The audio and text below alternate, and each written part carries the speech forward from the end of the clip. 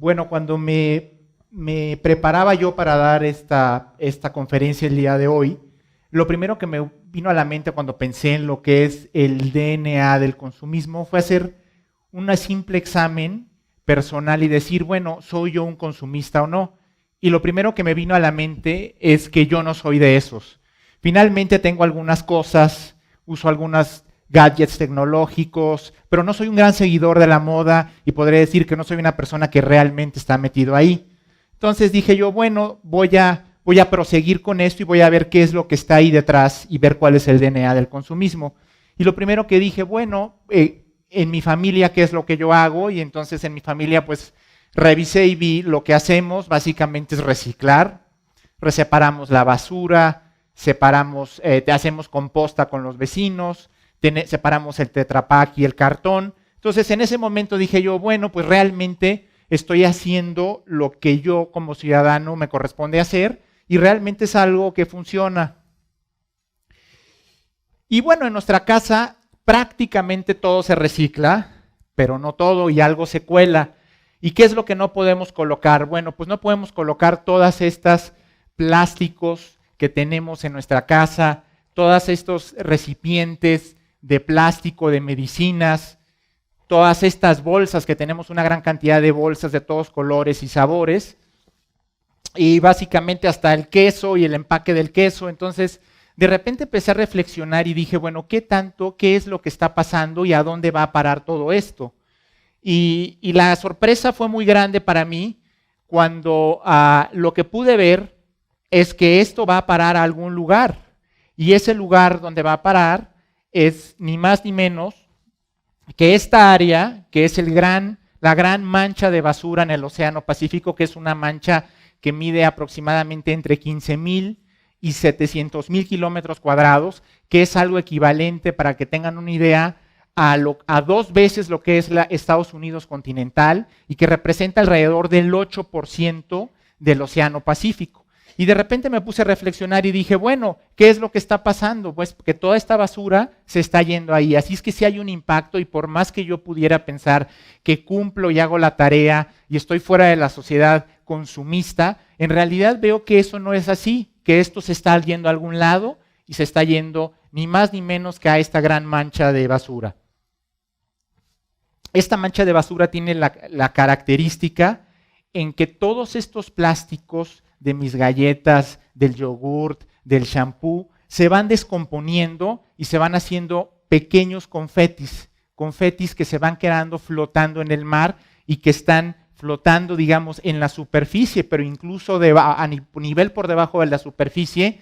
Y bueno, tiene el tamaño de Estados Unidos continental. Entonces, de repente yo me dije, bueno, ¿qué es en realidad lo que está pasando y qué es lo que estoy haciendo? Y estaba justo en medio de esa reflexión cuando de repente recibo el correo electrónico de un vecino y este vecino dice, mira, ¿sabes qué? Yo tengo un coche deportivo y es un coche deportivo muy caro y a este coche le está cayendo una gran cantidad de hojas y le está cayendo resina, en lo que resulta esto es que se me tapó el quemacocos y se me inundó mi coche. Entonces les aviso a todos vecinos que voy a talar el árbol para que de esta manera resuelva el problema. Entonces, justo cuando vimos eso, bueno, pues entramos todos en acción y entonces tuvimos una serie de llamadas y llamó mi esposa y llamé yo y correos electrónicos y visitamos vecinos y hablamos con el vecino para ver qué era lo que estaba pasando y qué alternativas había para poderlo resolver. Y entonces le dedicamos tiempo y tiempo y tiempo.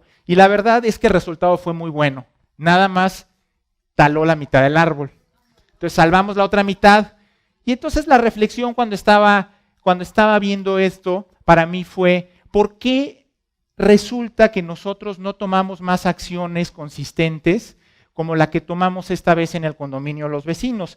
Y entonces empecé a darme cuenta de que todo este tiempo, todo lo que nos había tomado a nosotros ponernos de acuerdo, organizarnos, etcétera, estaba en realidad muy reñido con el estilo de vida que tenemos. Tenemos un estilo de vida que en la medida que nosotros entrego a mis clientes el trabajo, voy por mis hijos, tengo otras actividades que realizo, etcétera, pues en realidad me queda muy poco tiempo disponible. Entonces es este frenesí, esta manera de estar siempre corriendo, con prisa, haciendo cosas que son importantes, etcétera, es algo que no me permite hacer cosas que podrían hacer una gran diferencia.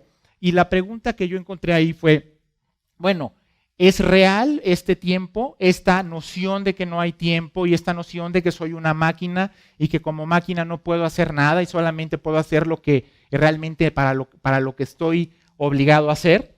Y entonces esa fue la reflexión que tuve sobre el tiempo y de repente dije, bueno, veo esta gran cantidad de bolsas, esta es la cocina de mi casa, y de repente veo toda esta cantidad de bolsas que almacenamos y dije yo, bueno, pues resulta que cuando uno está lleno de tiempo y ve esto, lo que más funciona es tirar las cosas a la basura. Y luego pensé en esta gran mancha de basura y dije, bueno, es el tiempo precisamente el que me está limitando o esa noción que tengo yo de que no tengo tiempo para hacer nada.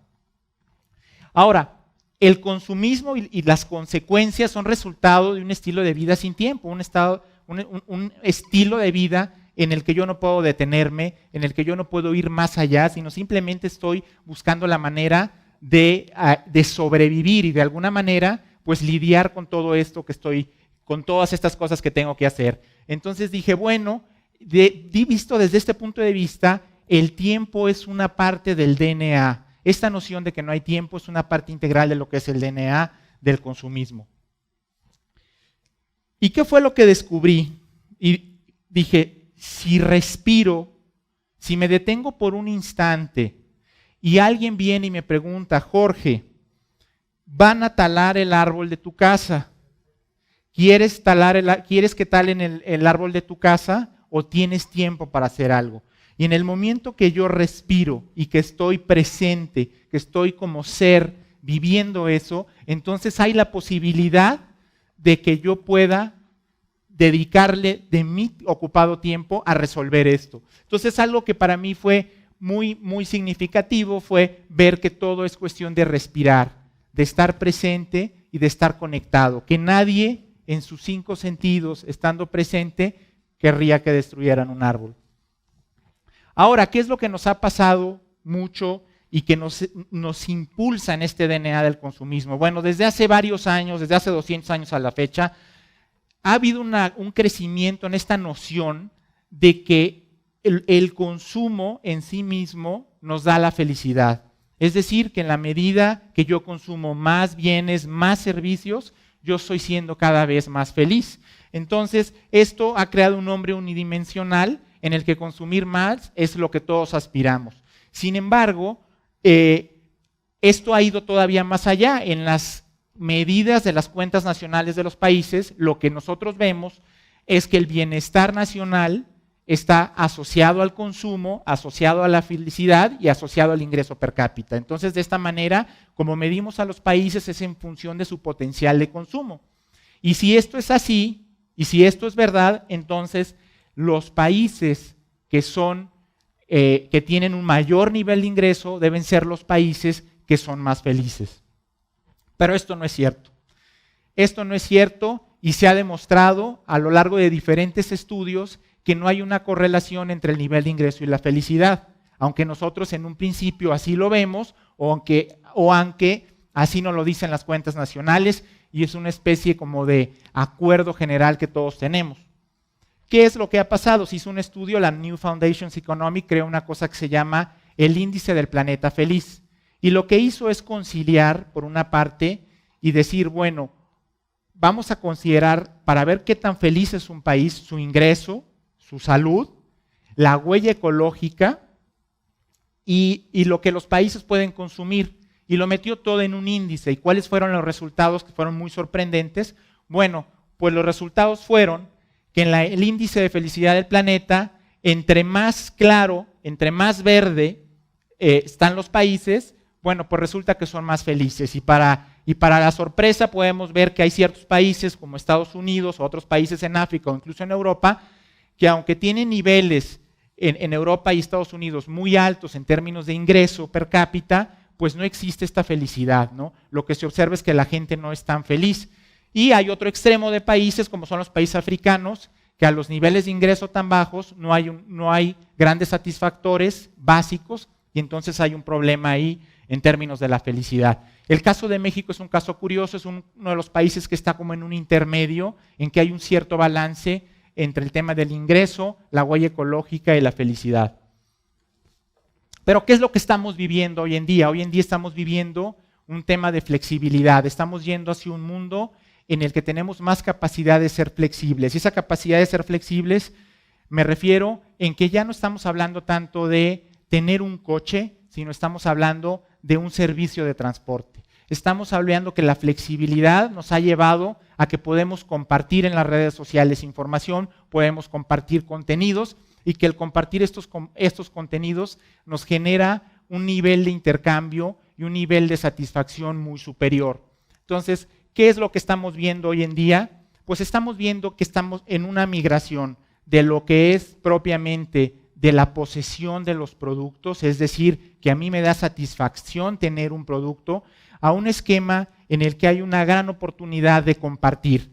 En la medida que yo comparto algo, comparto un servicio o comparto un producto, entonces tengo una oportunidad de tener el mismo satisfactor, proteger el medio ambiente y ser feliz. ¿Y qué es lo que está pasando? Bueno, que hoy en día compartimos muchas cosas, compartimos automóviles, medios de transporte, podemos ir de Observatorio a Santa Fe por 15 pesos compartiendo el taxi con alguien, podemos hacer muchas cosas, tenemos tiempos compartidos para ir de vacaciones, podemos compartir películas. ¿Cuál es el impacto de eso?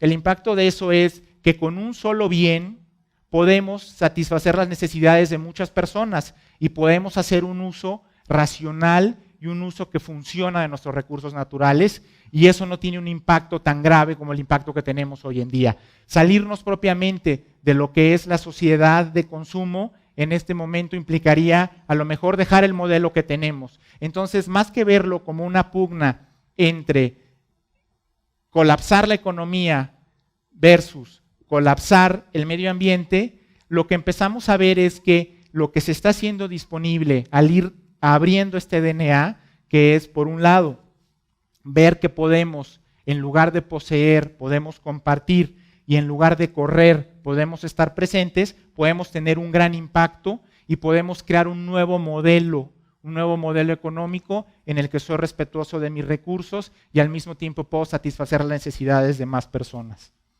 Y ya están surgiendo constantemente plataformas para intercambiar, plataformas nuevas a través de Internet en las que nosotros podemos alterar completamente la manera en que estamos relacionándonos, podemos satisfacer una gran cantidad de necesidades y eso hace una gran diferencia. Compartir, comparte nos conecta, comparte es una parte humana que requiere la conexión. Al compartir nos conectamos, nos comunicamos con las personas, estamos presentes, estamos en comunión, somos uno.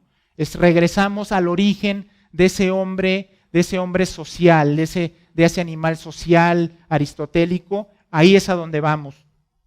Compartir es el camino, y es un camino no solo para la economía, es un camino para el medio ambiente, es un camino para el ser humano como felicidad y como realización.